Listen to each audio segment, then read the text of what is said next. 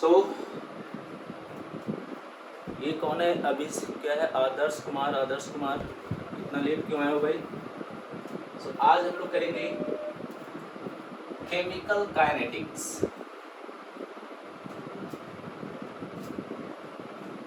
Chemical kinetics या फिर यूं इसको लिखें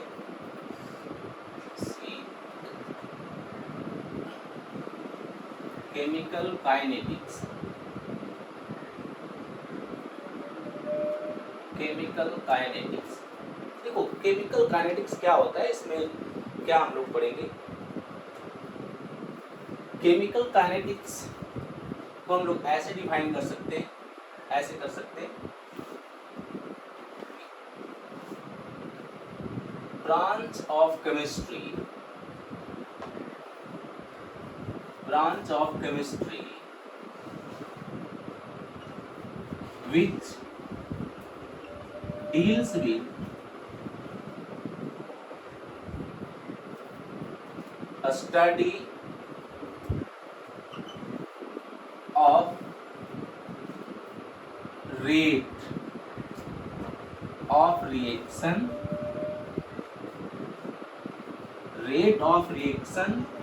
and their mechanism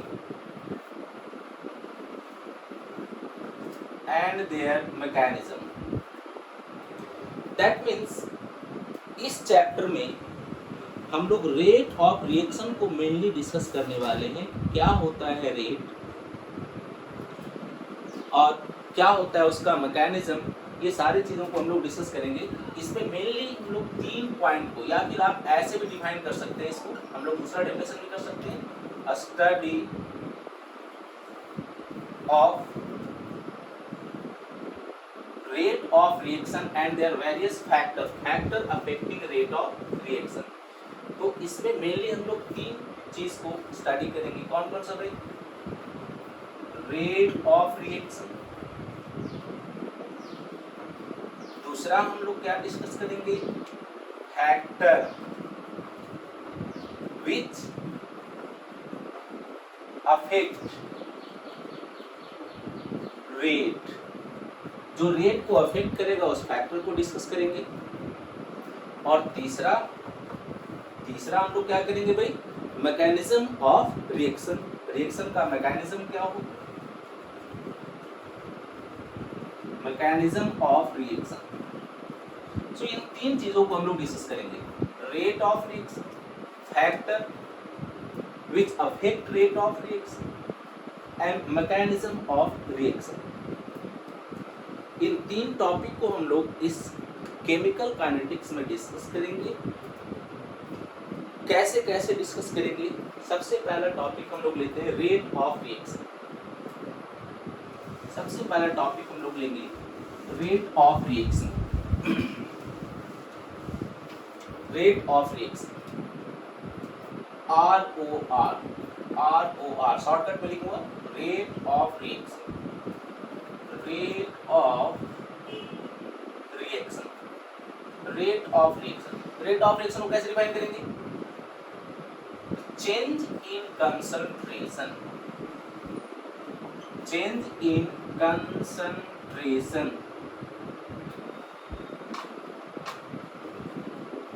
of reactant or product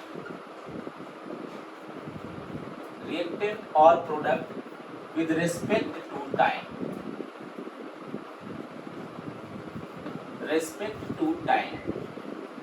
with respect to time। अब देखो ये हमारा रेट ऑफ रिएक्शन, रेट जो है, ये रेट जो है ये 3 टाइप का हो सकता है। Rate is of 3 types. कौन कौन सा? Which one is? Fast reaction, fast reaction किसको कहेंगे? Very fast. लाइक एग्जांपल के लिए हम लोग देख लेते हैं आयोनिक इक्वेशन, आयोनिक रिएक्शन। जैसे हम लोग ले लेते हैं NaCl या Na OH AgCl, कुछ भी कोई भी आयनिक रिएक्शन आप ले सकते हैं, कुछ भी आप ले सकते हैं इसमें, any ionic reaction like NaCl plus AgNO3, like NaCl plus AgNO3 gives rise to NaNO3 plus AgCl। अब देखो तो क्योंकि ये आयोनिक कंपाउंड है, पहले से Na प्लस और Cl पहले से आयंस बने हुए, तो आयंस को आपस में रिएक्शन करने में बहुत ज़्यादा टाइम नहीं लगेगा, तो इसलिए इसको हम लोग फास्ट रिएक्शन कहते हैं। अब जब रिएक्शन बहुत फास्ट है तो इसका रेट हम लोग मेजर ही नहीं कर पाएंगे, इतना इंस्टेंट हो जाएगा, इतना सडन हो जाएगा कंप्लीट, इसका रेट हम लोग मेजर नहीं कर पाएंगे। दैट मीन्स एक्सपेरिमेंट इसमें लिख देता हूँ मैं, practically rate is not possible to measure। That means इसको हम लोग नहीं पढ़ेंगे इस चैप्टर में, फास्ट रिएक्शन को हम लोग नहीं पढ़ पाएंगे जब उसका रेट ही मेजर। अभी और दो बच्चा आ रहा है, Abhishek Yadav and Rudra Semwal, why you are getting late. चलिए, so practically is not possible to measure rate of very fast reaction. दूसरा कौन सा रिएक्शन हो जाएगा? Second one is slow reaction.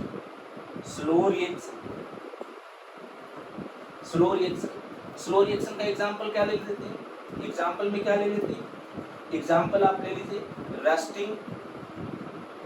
Rusting of iron. Rusting of iron बहुत स्लो प्रोसेस है, सालों लग जाएंगे। ऐसा तो ही नहीं कि लोहे का सरिया ला के रखा और रखते उस पर रस्ट लग गया, जंग लग गया, ऐसा तो नहीं है ना। तो ये बहुत स्लो रिएक्शन है, बहुत टाइम टेकिंग है, तो इसका भी रेट हम लोग मेजर नहीं करेंगे।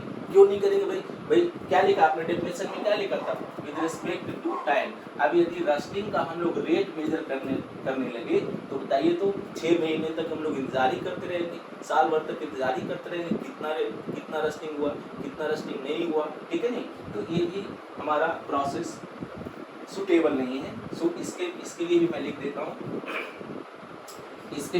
देता हूँ, क्या भाई, रेट इज नॉट मेजर्ड। ये भी हम लोग नहीं मेजर कर पाएंगे, तब इसको भी हम लोग इस चैप्टर में नहीं पढ़ेंगे। 2 टाइप का रिएक्शन। तीसरा टाइप का जो रिएक्शन है, थर्ड टाइप का रिएक्शन है, इसको हम लोग शायद मेजर कर पाए, सो थर्ड टाइप का रिएक्शन है हमारे पास। तीसरा टाइप का रिएक्शन है, दिस इज मॉडरेट रिएक्शन। ना तो बहुत फास्ट हो और ना ही बहुत स्लो हो, तो वैसे रिएक्शन को हम लोग इस चैप्टर में डिस्कस करेंगे। इसी मॉडरेट रिएक्शन का हम लोग यहाँ पे रेट भी पढ़ेंगे, इसी मॉडरेट रिएक्शन का इसी का मेजर रेट, इसी का रेट भी मेजर करेंगे। इसके रेट को कौन कौन सा फैक्टर अफेक्ट करता है ये भी हम लोग पढ़ लेंगे, और इसका मैकेनिज्म क्या होता है, मैकेनिज्म क्या होगा ये भी हम लोग पढ़ लेंगे। So this chapter is made only for moderate type of reaction. इस चैप्टर में सिर्फ और सिर्फ हम लोग रेट मेजर करेंगे और उसके फैक्टर को स्टडी करेंगे कि कौन कौन सा फैक्टर उसके रेट को अफेक्ट कर रहा है, सिर्फ और सिर्फ मॉडरेट रिएक्शन। चलिए, यहाँ तक कोई प्रॉब्लम किसी को? Have any doubt to anyone? Very good. चलिए, सो हम लोग स्टार्ट करते हैं मॉडरेट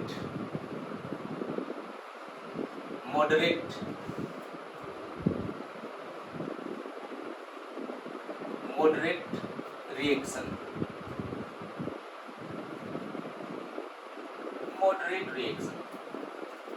अब इस मॉडरेट रिएक्शन का जो रेट होता है, ये भी आपका 2 टाइप का हो सकता है। एक एवरेज रेट, और दूसरा हमारा हो जाएगा instantaneous rate. Average rate and instantaneous rate of reaction. So what is rate? What is rate? Rate को हम लोग कैसे डिफाइन करेंगे भाई? Change in concentration, change in concentration of reactant और product upon time taken, time taken, this is the rate. Let us consider an example, let us consider an example, example कोई भी general example ले लेते, like 2a plus 3b gives rise to 4c, gives rise to 4c. So rate of reaction ROR कैसा? Average, average हम लोग निकालते हैं. तो एवरेज ध्यान देना, एवरेज, क्योंकि ये दोनों हमारा क्या है? रिएक्टेंट, रिएक्टेंट, ये हमारा क्या है? Product, reactant and product. So time बीतने के साथ साथ, टाइम जैसे जैसे बीतेगा, रिएक्टेंट क्या होगा?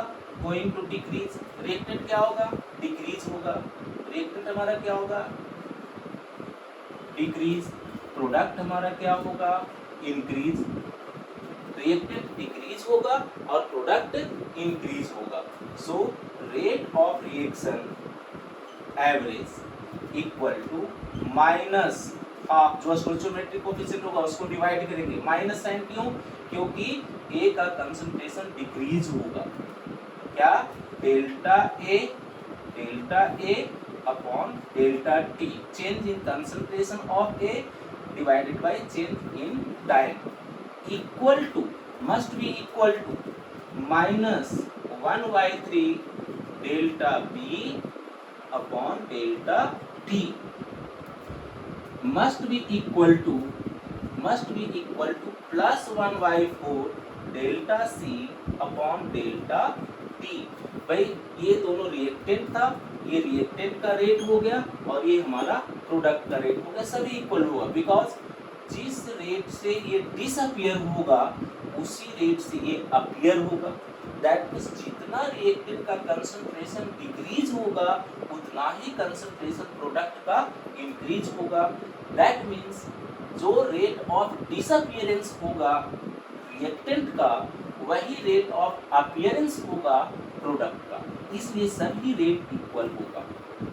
और माइनस साइन सिर्फ ये इंडिकेट करता है कि रिएक्टेंट का कंसंट्रेशन डिक्रीज हो रहा है और प्रोडक्ट में देखिए प्लस साइन है, इसका मतलब इसका कंसंट्रेशन इंक्रीज हो रहा है. और कोई एग्जांपल लेते हैं, कोई और एग्जांपल ले लेते हैं, कोई और एग्जांपल ले लेते हैं. ये देखिएगा, लेट अस से x plus 2y gives rise to 3z, gives rise to 3z. इसके लिए हम लोग लिखें then rate of reaction average. याद रखेंगे हम लोग एवरेज रेट की बात कर रहे हैं. रेट ऑफ रिएक्शन एवरेज कितना हो जाएगा? तो डेल्टा 1/1 ऐसे करेंगे, माइनस 1/1 क्योंकि स्टोइचोमेट्रिक कोएफिशिएंट इसका क्या है? 1 है. माइनस साइन क्योंकि ये रिएक्टेंट है. Delta x upon delta t equal to minus 1/2 delta y upon delta t equal to plus 1/3 delta z upon delta t. और ले लेते हैं कोई रिएक्शन, कोई भी और जनरल इक्वेशन ले लो. N2 plus 3H2 gives rise to NH3, 2NH3. Then rate average, ये कौन है? अभिषेक यादव, अभिषेक यादव. चलो, so rate of reaction ROR average क्या हो जाएगा बेटा? Minus delta N2 upon delta T must be equal to, यहाँ पे कुछ नहीं है तो 1/1 लिख सकते हैं क्योंकि 1 मोल है ये, वह इसका स्टोइचोमेट्रिक कोएफिशिएंट 1 है, सो 1/1 minus 1/3 delta H2 upon delta T must be equal to plus 1/2 product है इसलिए इसके आगे प्लस लगाएंगे delta NH3 upon delta T। कहने का मतलब कोई भी रिएक्शन होगा तो उसका रेट हम लोग एवरेज रेट कैसे लिखेंगे ये आप लोग को समझ में आ जाना चाहिए। समझ में आ गया होगा, नोट कर लो। नोट कर लिया, चलो नोट कर लिया, हो गया बच्चे, बोलो।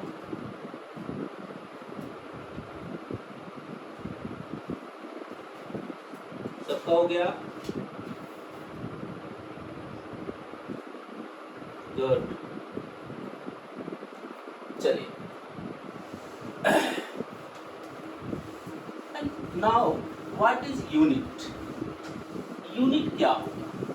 Unit, unit of rate, unit of rate.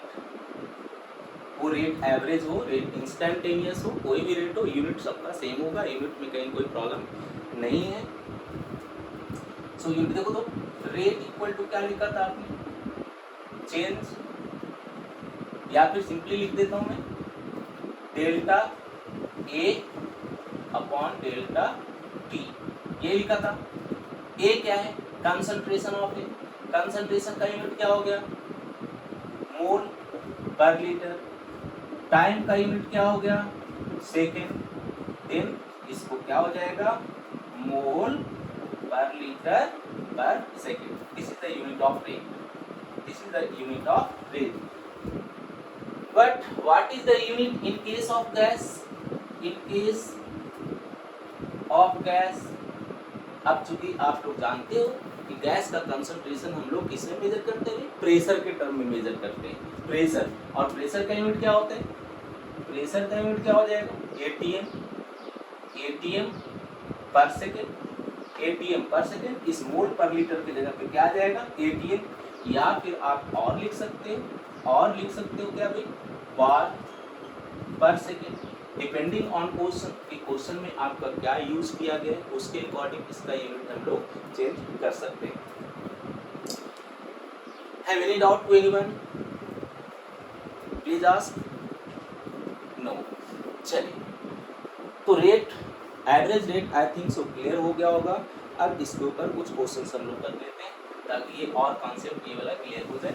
कुछ क्वेश्चन बिल्कुल आसान है, बिल्कुल इजी, धीरे धीरे देखो सब क्लियर हो जाएगा, एक भी क्वेश्चन नहीं छूटे। कुछ क्वेश्चन इसके ऊपर हम लोग कर लेते हैं।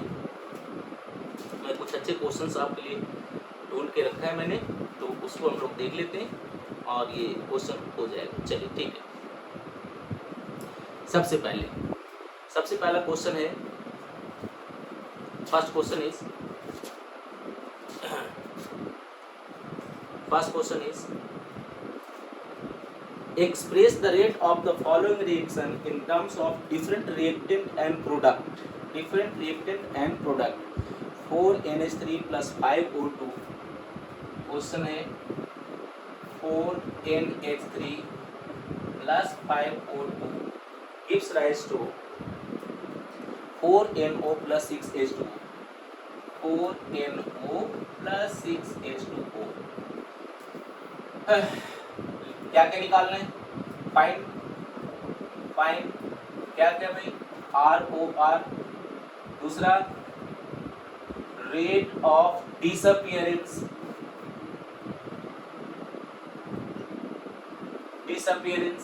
Of each reactant. और तीसरा क्या निकालना है?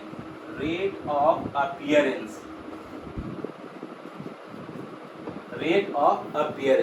ये चीज हमें निकालना है। तो देखो तो सबसे पहला क्वेश्चन, पहला rate of reaction, ROR, rate of reaction क्या हो जाएगा?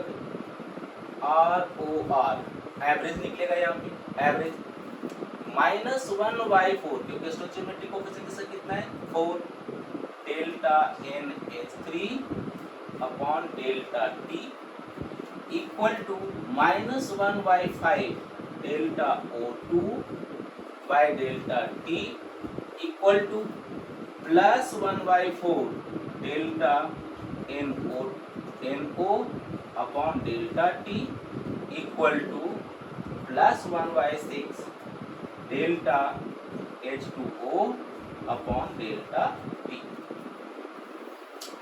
फर्स्ट क्वेश्चन हो गया।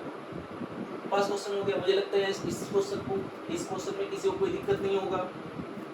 ठीक है, सेकंड क्वेश्चन निकालते हैं। Second question, rate of disappearance. Rate of disappearance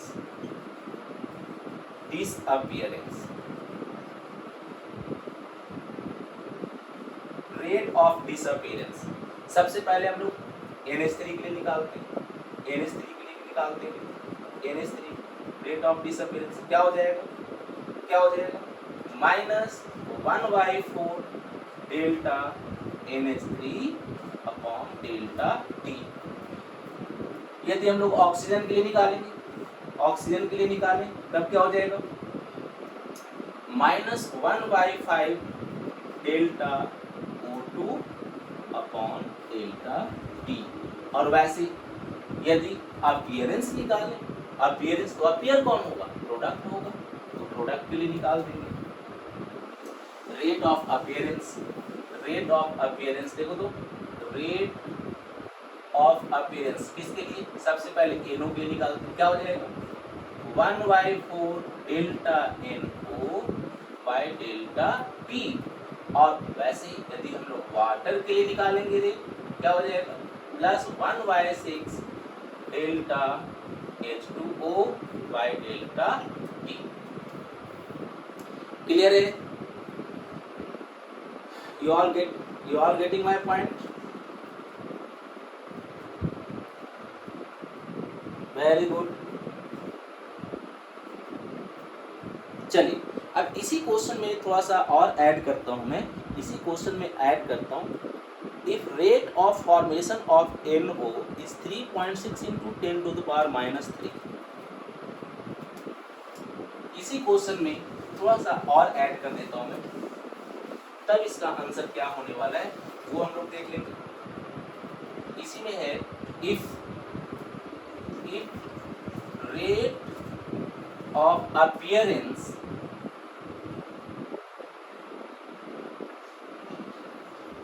of NO is 3.6 into 10 to the power 3.6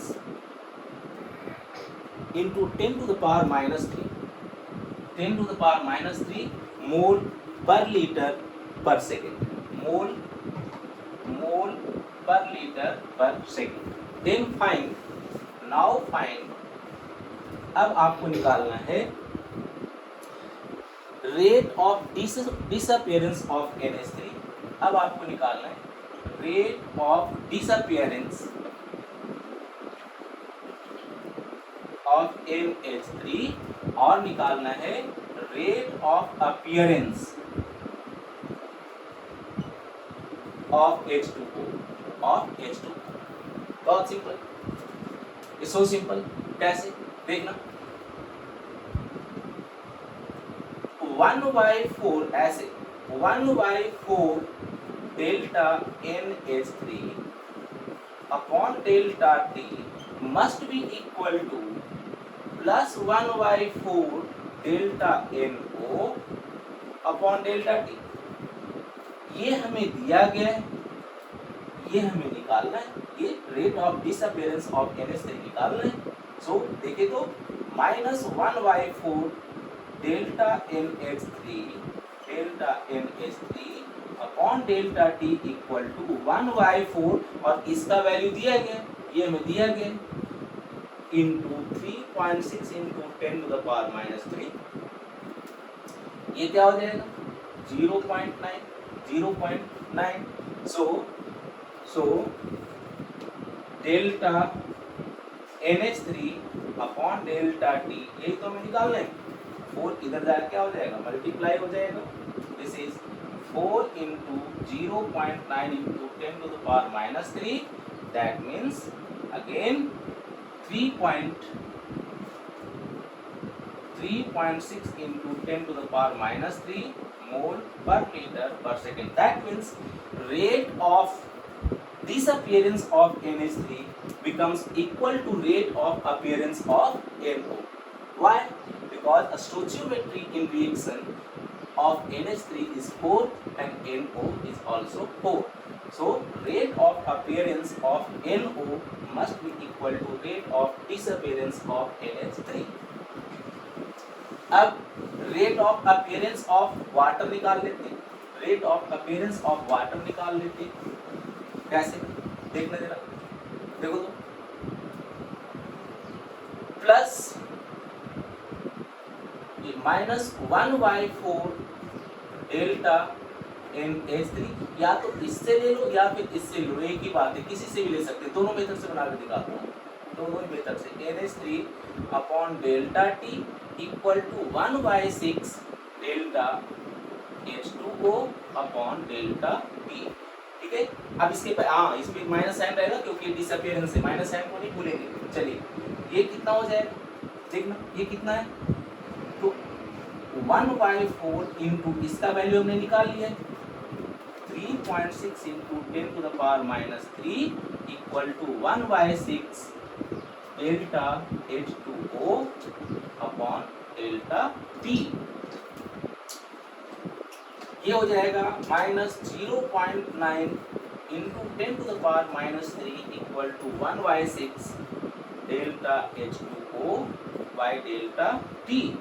then delta H2O upon delta T equal to 6 into 0.9 into 10⁻³ that becomes equal to 5.4 into 10⁻³ mole per liter per second.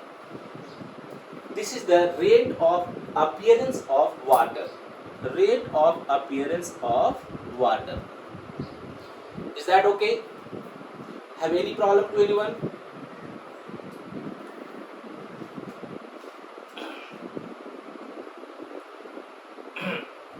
Now